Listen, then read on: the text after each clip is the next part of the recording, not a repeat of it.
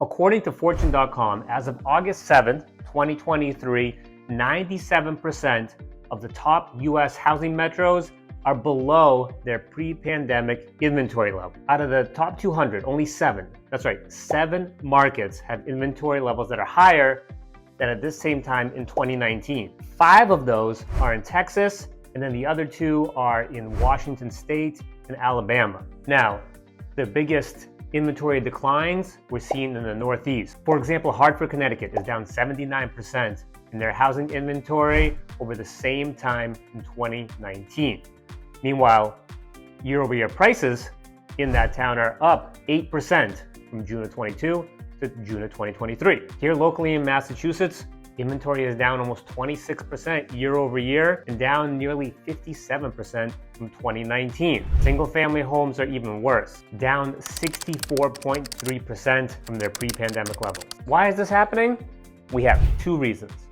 First, a lack of forced sellers. What I mean by this is the economy is doing better than expected.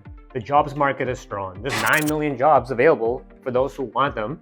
And this has led to the lowest mortgage delinquency rate in history, or at least since 1979, which is when they started keeping track. This is why this market today is 100% different than the market crash of 2008. Because back then, home sellers were over-leveraged and then forced to sell their homes, creating a surplus of inventory. Right now, that's not happening at all. Second reason is called the lock-in effect.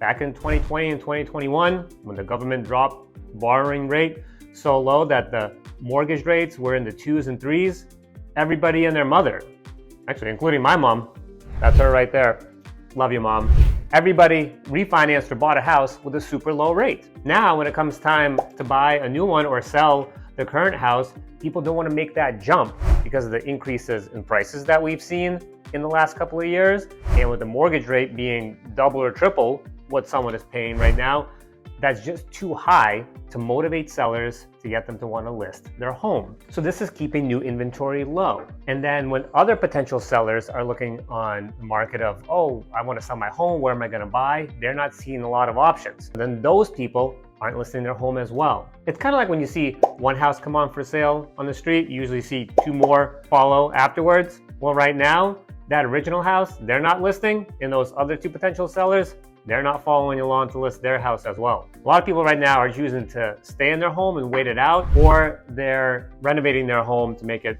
fit the lifestyle that they need. Now, quick reminder, if you want a little bit more in-depth information or to talk about your own personal situation in terms of selling, I am a realtor here in the greater Boston area with Coldwell Banker Realty. All my contact information is in the description below. Please don't hesitate to reach out and we can talk more one-on-one about your specific housing goals. How do we get out of this mess? Again, I see 2 reasons. First would be for a recession to happen. Now, I'm no economic expert, but what the labor markets are telling me and how I see the economy going right now, I don't see that happening. And honestly, I don't want it to happen. The second way would be for rates to go down. Will that happen? Let's find out. On August 14th, 2023, the 30-year average mortgage rate hit its highest level for the year at 7.24%. Now, that's the bad news. The good news is I have here the forecast from the 8 very reputable sources for where they see mortgage rates heading for the end of this year and where they see them at the beginning of 2024 or for the entirety of 2024. We have the Mortgage Bankers Association and Morningstar with some pretty bullish projections.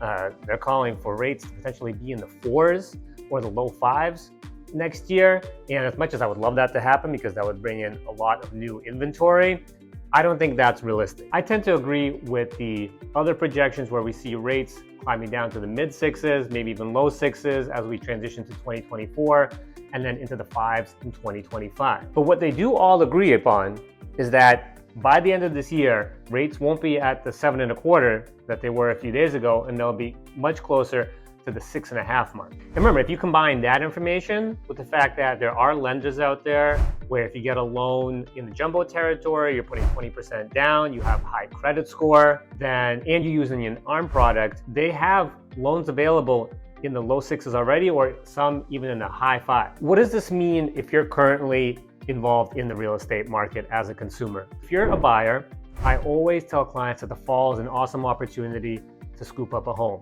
Reason being is you actually have the highest inventory levels of the year. competition is much less than the springtime. And based on what we just looked at with the mortgages, they should be lower than they were this entirety of the summer. Personally, if I was looking, I would much rather buy a home right now this fall where there's less competition and the rates are a little lower.